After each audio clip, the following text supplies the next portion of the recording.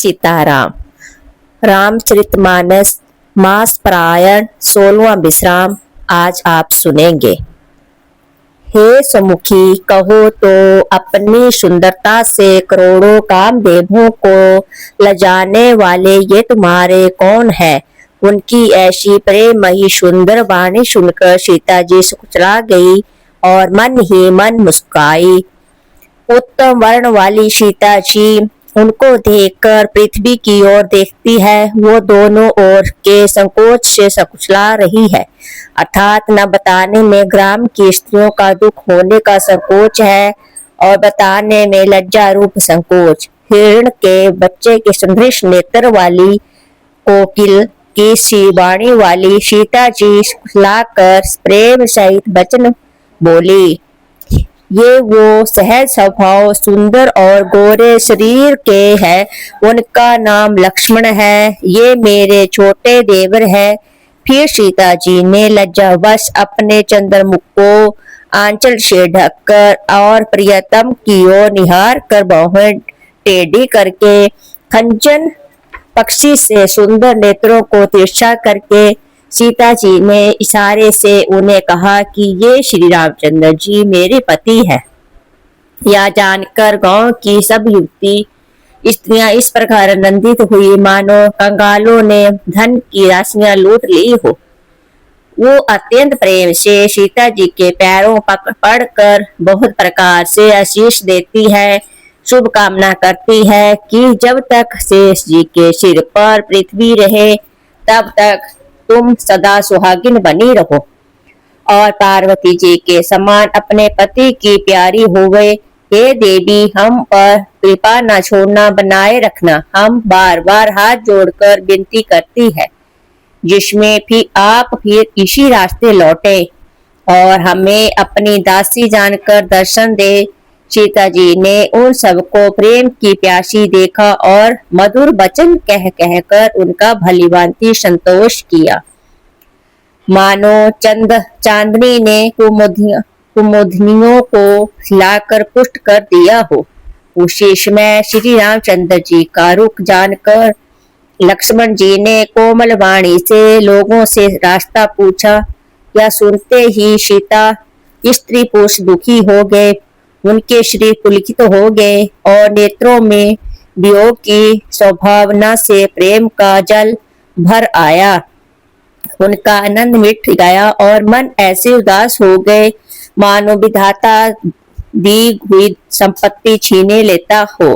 कर्म की गति समझकर उन्होंने धैर्य धारण किया और अच्छी तरह निर्णय करके सुगम मार्ग बतला दिया। तब लक्ष्मण जी और जानकी जी सहित श्री रघुनाथ जी ने गमन किया और सब लोगों को प्रिय वचन कहकर लौटाया, किंतु उनके मानों को अपने साथ ही लगा लिया। लौटते हुए वह स्त्री पुरुष बहुत ही पछताते हैं और मन ही मन देवों को दोष देते हैं। परस्पर विषाद के साथ कहते हैं कि विधाता के साथ काम उल्टे हैं। वह विधाता बिल्कुल निर्कुश, निर्दय और निडर है, जिसने चंद्रमा को रोगी और कलंकी बनाया, कल्प वृक्ष को पेड़ और समुद्र को खारा बनाया। उसी ने इन राजकुमारों को वन में भेजा है। जब विधाता ने इनको वनवास दिया है तब उसने भोग विलास व्यर्थ ही बनाए। जब ये बिना जूते के नंगे ही पैरों रास्ते में चल रहे हैं तब विधाता अनेकों वाहन सवारियां व्यर्थ ही रचे हैं। जब ये कुश और पत्ते बिछाकर जमीन पर ही पड़े रहते हैं तब विधाता सुंदर सेज पलंग और बिछौने किस लिए बनाता है। विधाता ने जब इनके बड़े बड़े पेड़ों के नीचे का निवास दिया तब उज्जवल महलों को बना बनाकर उसने व्यर्थ ही परिश्रम किया। जो ये सुंदर और अत्यंत सुकुमार होकर मुनियों के बलक वस्त्र पहनते और जटा धारण करते हैं, तो फिर करतार ने भांति भांति के गहने और कपड़े पृथा ही बनाए। जो ये कंद मूल फल खाते हैं तो जगत में अमृत आदि भोजन व्यर्थ ही है। कोई ये कहते हैं ये स्वभाव से ही सुंदर है, इनका सौंदर्य मधुर, नित्य और स्वाभाविक है। ये अपने आप प्रकट हुए हैं, ब्रह्मा के बनाए नहीं है। हमारे कानों, नेत्रों और मन के द्वारा अनुभव में आने वाली विधाता की करनी को जहाँ तक वेदों ने वर्णन करके कहा है, वहां तक 14 लोकों में दृढ़ देखो ऐसे पुरुष और सभी स्त्रियां कहाँ है? कहीं भी नहीं है। इसी से सिद्ध है कि ये विधाता के तो धुएं लोकों से अलग और अपनी महिमा से ही आप निर्मित हुए हैं। इन्हें देखकर विधाता मन अनुरक्त हो गया। तब वह भी इन्हीं की उपमा के योग्य दूसरे स्त्री पुरुष बनाने लगा।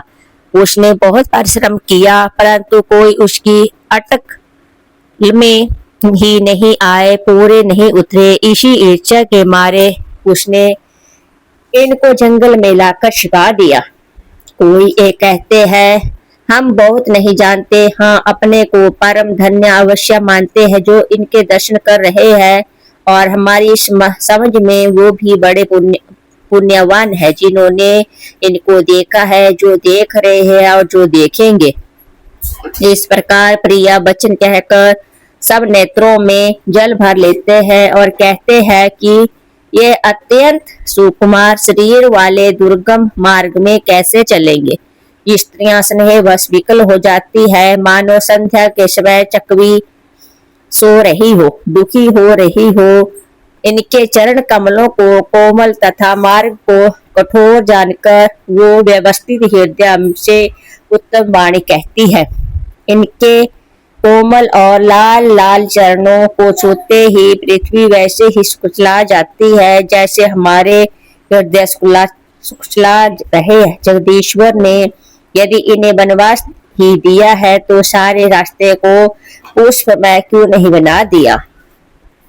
यदि ब्रह्मा से मांगे मिले तो ही, हे सखी हम तो उनसे मांगकर इन्हें अपनी आंखों में ही रखें। जो स्त्री पुरुष इस अवसर पर नहीं आए वो सीताराम जी को नहीं देख सके। उनके सौंदर्य को सुनकर वो व्याकुल होकर पूछते हैं कि भाई अब तक वो कहाँ तक गए होंगे और समर्थ है, और वो दौड़ते हुए जाकर उनके दर्शन कर लेते हैं और जन्म का परम फल पाकर विशेष आनंदित होकर लौटते हैं।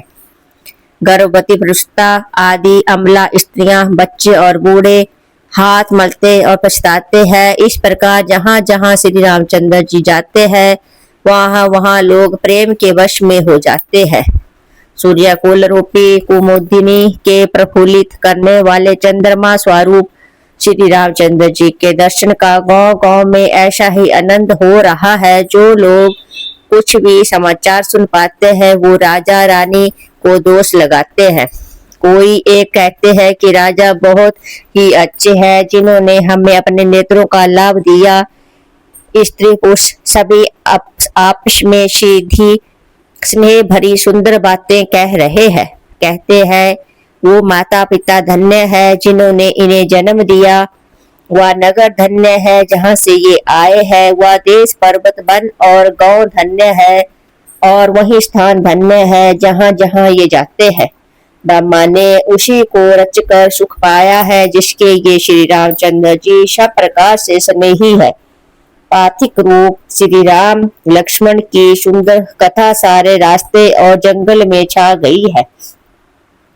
रघुकुल रूपी कमल के खिलाने वाले सूर्य श्री रामचंद्र जी इस प्रकार मार्ग के लोगों को सुंदर देते हुए सीता जी और लक्ष्मण जी शायद वन को देखते हुए चले जा रहे हैं।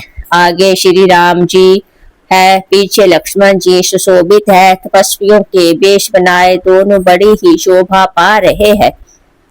दोनों के बीच में सीता जी कैसे सुशोभित हो रही है जैसे ब्रह्मा और जीव के बीच में माया। फिर जैसी छवि मेरे मन में बस रही है उसको कहता हूँ मानो बसंत ऋतु व कामदेव के बीच में कामदेव की स्त्री शोभित हो। फिर अपने हृदय में खोज कर उपमा कहता हूँ मानो बुध चंद्रमा के पुत्र चंद्रमा के बीच में रोहिणी चंद्रमा की स्त्री सो रही हो। प्रभु श्री रामचंद्र जी के जमीन पर अंकित होने वाले दोनों चरण चिन्ह के बीच बीच में पैर रखती हुई सीता जी कहीं भगवान के चरण चिन्हों पर पैर न टिक जाएं, इस बात से डरती हुई मार्ग में चल रही है।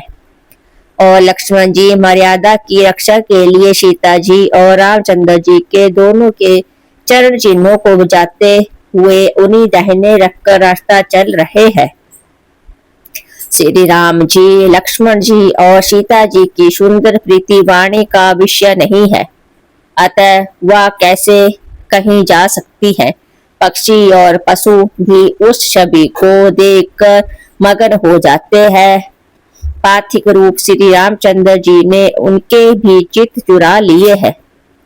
प्यारे पार्थिव सीता जी सहित दोनों भाइयों को जिन जिन लोगों ने देखा, उन्होंने भव का अगम मार्ग जन्म मृत्यु रूपी संसार में भटकने का भयानक मार्ग बिना ही परिश्रम आनंद के साथ तैयार कर लिया, अर्थात वो अब अवागमन के चक्कर में सहज ही छूटकर मुक्त हो गए। आज भी जिसके हृदय में स्वप्न में भी कभी लक्ष्मण सीता राम तीनों बटोई आ बसे, वो भी श्री राम जी के परम धाम के उस मार्ग को पा जाएगा जिस मार्ग को कभी कोई बिरले ही मुनि पाते हैं। तब श्री रामचंद्र जी सीता जी को थकी हुई जानकर और समीप ही एक बड़ का वृक्ष और ठंडा पानी देकर उस दिन वहीं ठहर गए। कंदमूल फल खाकर रात भर वहां रहकर प्रातःकाल स्नान करके श्री रघुनाथ जी आगे चले। सुंदर वन, तालाब और पर्वत देखते हुए प्रभु श्री रामचंद्र जी वाल्मीकि जी के आश्रम में आए। श्री रामचंद्र जी ने देखा कि मुनि का निवास स्थान बहुत सुंदर है, जहाँ सुंदर पर्वत, वन और पवित्र जल है। सरोवरों में कमल और वनों में वृक्ष फूल रहे हैं। मकरंद रस में मस्त हुए भौरे सुंदर गुंजार कर रहे हैं। बहुत सी पक्षी और पशु कोलाहल कर रहे हैं और वह बैर से रहित होकर प्रसन्न मन से विचर कर रहे हैं। पवित्र और सुंदर आश्रम को देखकर कमल नयन श्री रामचंद्र जी हर्षित हुए। रघुश्रेष्ठ श्री राम जी का आगमन सुनकर मुनि वाल्मीकि जी उन्हें लेने के लिए आगे आए। श्री रामचंद्र जी ने मुनियों को दंडवत किया। विपर श्रेष्ठ मुनि उन्हें आशीर्वाद दिया। श्री राम जी के छवि देखकर मुनि के नेत्र शीतल हो गए। सम्मान पूर्वक मुनि उन्हें आश्रम ले आए। श्रेष्ठ मुनि वाल्मीकि जी ने प्राण प्रिया अतिथियों को पाकर उनके लिए मधुर कंद मूल और फल मंगवाए। श्री सीता जी, लक्ष्मण जी और रामचंद्र जी ने फलों को खाया। तब मुनि ने उनको विश्राम करने के लिए सुंदर स्थान बतला दिया।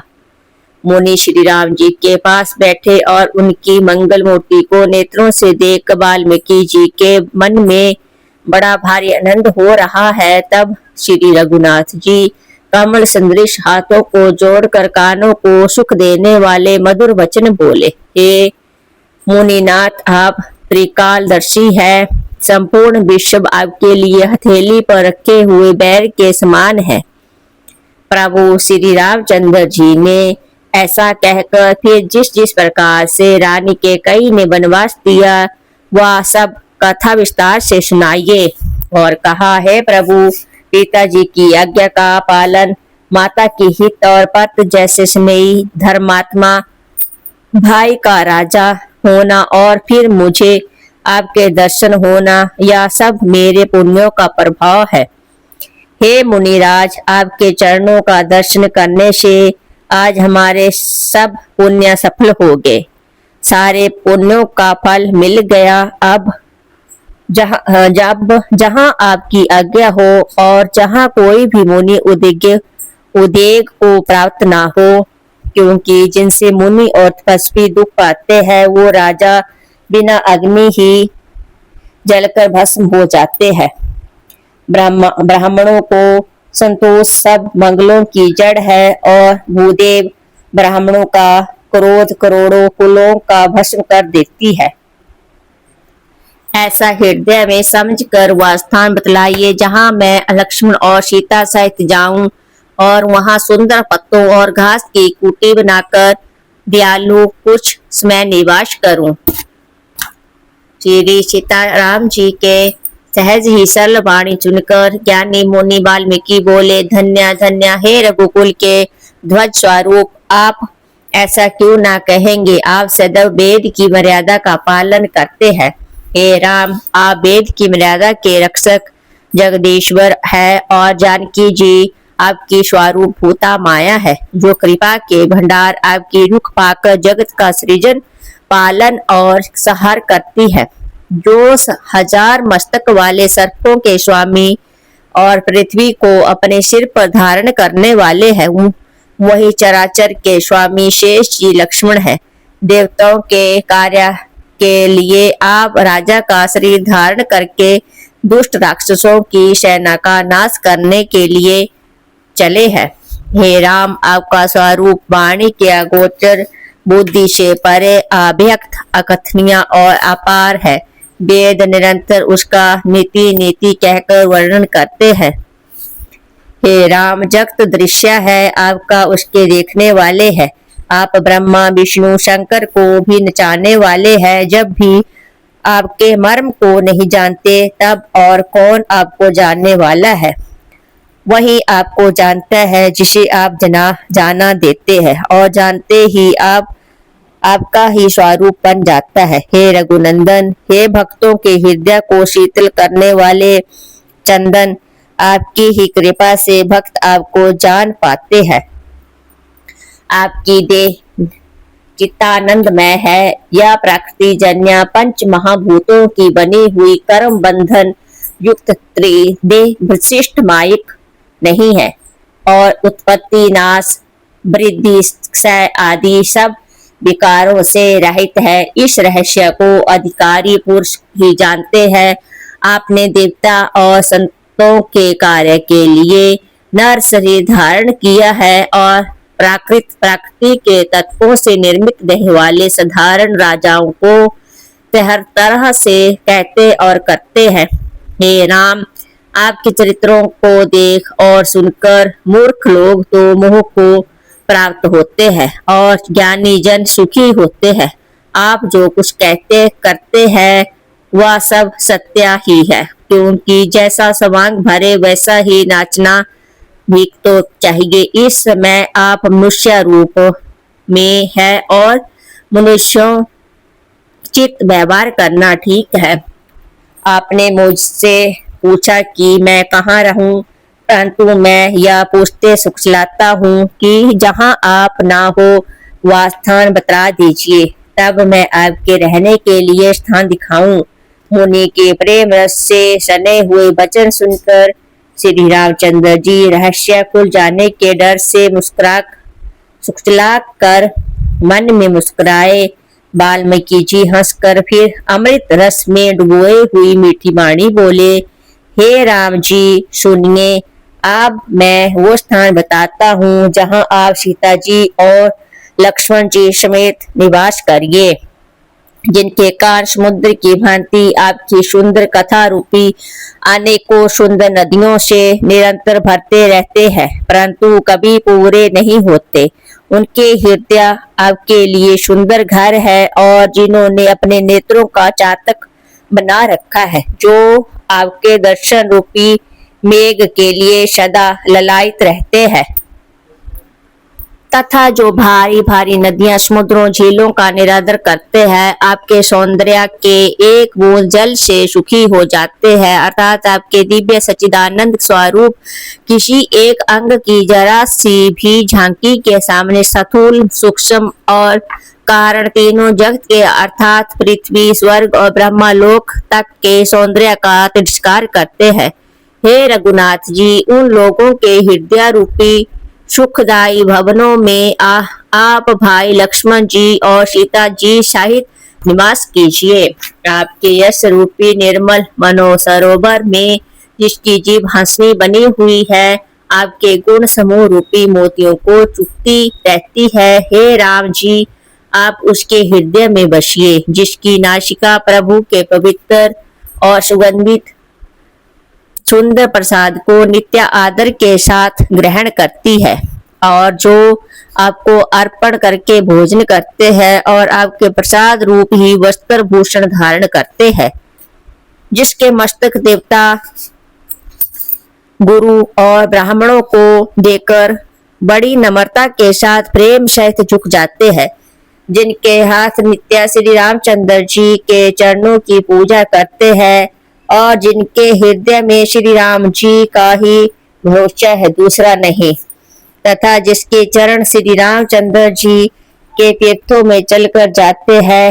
हे राम जी, आप उनके मन में निवास कीजिए जो नित्य आपके मंत्र राज को जपते हैं और परिवार सहित आपकी पूजा करते हैं, जो अनेकों प्रकार से दर्पण और हवन करते हैं, ब्राह्मणों को भोजन कराकर बहुत ही दान देते हैं, तथा जो गुरुओं को हृदय में आपसे अधिक जानकर सर्व भाव से सम्मान करके उनकी सेवा करते हैं, और ये सब कर्म करके सबका एकमात्र फल मांगते हैं कि श्री रामचंद्र जी के चरणों में हमारी प्रीति हो।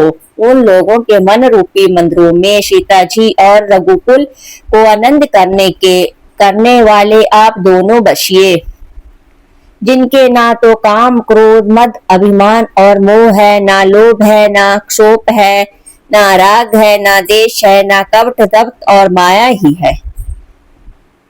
हे रघुराज, आप उनके हृदय में निवास कीजिए जो सबके प्रिय और सबका हित करने वाले हैं, जिन्हें दुख और सुख का प्रशंसा और गाली समान है, जो विचार कर सत्य और प्रिय वचन बोलते हैं, तथा जो जागते सोते आपकी ही शरण है और आपको छोड़कर जिनके दूसरी कोई गति नहीं है। हे राम जी, उनके मन में बसिए जो पराई स्त्री को जन्म देने वाली माता के समान जानते हैं और पराया धन जिन्हें विष से भी भारी विष है, जो दूसरों की संपत्ति देखकर हर्षित होते हैं और दूसरे की विपत्ति देखकर विशेष रूप से दुखी होते हैं। और हे राम जी, जिन्हें आप प्राणों के समान प्यारे हैं, उनके मन आपके रहने योग्य शुभ भवन है। एतात, जिनकी स्वामी सखा पिता माता और गुरु सब कुछ आप ही है, उनकी मन रूपी मंदिर में सीता सहित आप दोनों भाई निवास कीजिए, जो अवगुणों को छोड़कर सबके गुणों को ग्रहण करते हैं, ब्राह्मण और गौरे लिए संकट सहते हैं, नीति निपुणता में जिनकी जगत में मर्यादा है, उनका सुंदर मन आपका घर है, जो गुणों को आपका और दोषों को अपना समझता है, जिसे सब प्रकार से आपका ही भरोसा है। आप राम भक्त जी से प्यारे लगते हैं, जिसके हृदय में आप सीता सहित निवास कीजिए। जाति पाति धन धर्म बड़ाई प्यारा परिवार और सुख देने वाला घर सबको छोड़कर जो केवल आपको ही हृदय में धारण किए रहता है, हे रघुनाथ जी, आप उसके हृदय में रहिए। स्वर्ग नरक और मोक्ष जिसकी दृष्टि में समान है, क्योंकि वह जहाँ तहाँ केवल धनुष बाण धारण किए आपको ही देखता है, और जो कर्म से वचन से और मन से आपका दास है, हे राम जी, आप उसके हृदय में डेरा कीजिए। जिसको कभी कुछ भी नहीं चाहिए और जिसको आपसे स्वाभाविक प्रेम है, आप उसके मन में निरंतर निवास कीजिए, वह अपना घर है। इस प्रकार मुनि श्रेष्ठ वाल्मीकि जी ने श्री रामचंद्र जी को घर दिखाइए। उनके प्रेम पूर्ण वचन श्री राम जी के मन को अच्छे लगे। फिर मुनि ने कहा, हे सूर्यकुल के स्वामी, सुनिए, अब मैं इस समय के लिए सुखदायक आश्रम कहता हूँ। आप चित्रकूट पर्वत पर निवास कीजिए, वहां आपके लिए सब प्रकार की सुविधा है। सुहावना पर्वत है और सुंदर वन है, वह हाथी सिंह हिरण और पक्षियों का विहार स्थल है। वहां पवित्र नदी है जिसकी पुराणों ने प्रशंसा की है और जिसको अग्नि ऋषि अत्रि ऋषि की पत्नी अनुसुईया जी अपने तपोबल से लाई थी। वह गंगा जी धारा है। उनका मादिकनी मदकिनी नाम है। वह सब पाप रूपी बालकों को खा डालने के लिए डाकिनी रूप है। आत्री आदि बहुत से श्रेष्ठ मुनि वहां निवास करते हैं, जो योग जप और तप करते हुए शरीर को कसते हैं। हे राम जी, चलिए सबके परिश्रम को सफल कीजिए और पर्वत क्षेत्र चित्रकूट को भी गौरव दीजिए। महामुनि वाल्मीकि जी ने चित्रकूट की अपरिमित महिमा बखान कर कही। तब सीता जी सहित दोनों भाइयों ने आकर श्रेष्ठ नदी मदकिनी में स्नान किया। श्री रामचंद्र जी ने कहा, लक्ष्मण, बड़ा अच्छा घाट है, वह अब यहीं कहीं ठहरने की व्यवस्था कहो। तब लक्ष्मण जी ने पयस्विनी नदी के उत्तर के ऊंचे किनारे को देखा और कहा कि इसके चारों ओर धनुष के जैसा एक नाला फिरा हुआ है। नदी मदकिनी उस धनुष की प्रत्यंजा डोरी है और सम दम दान बाण कलयुग के समस्त पाप उसके अनेकों हिंसक पशु रूप निशाने हैं। चित्रकूट ही मानो अचल शिकारी है, जिसका निशाना कभी चूकता नहीं और जो सामने से मरता है। ऐसा कहकर लक्ष्मण जी ने स्थान दिखलाया। स्थान को देखकर श्री रामचंद्र जी ने सुख पाया। जब देवताओं ने जाना कि श्री रामचंद्र जी का मन यहाँ रम गया, तब वो देवताओं के प्रधान दफाई मकान बनाने वाले विश्वकर्मा को साथ लेकर चले। सब देवता कोल भीलों के वेश में आए और उन्होंने दिव्य पत्तों और घोसों के सुंदर घर बना दिए। दो ऐसी सुंदर कुटिया बनाई जिनका वर्णन नहीं हो सकता। उनमें एक बहुत सुंदर छोटी सी थी और दूसरी बड़ी थी। लक्ष्मण जी और जानकी जी सहित प्रभु श्री रामचंद्र जी सुंदर घास पत्तों और घर में शोभायमान है, मानो कामदेव मुनि का वेश धारण करके पत्नी रति और बसंत ऋतु के साथ सुशोभित हो। इस प्रकार मास पारायण 16वां विश्राम समाप्त होता है। जय श्री राम, जय हनुमान।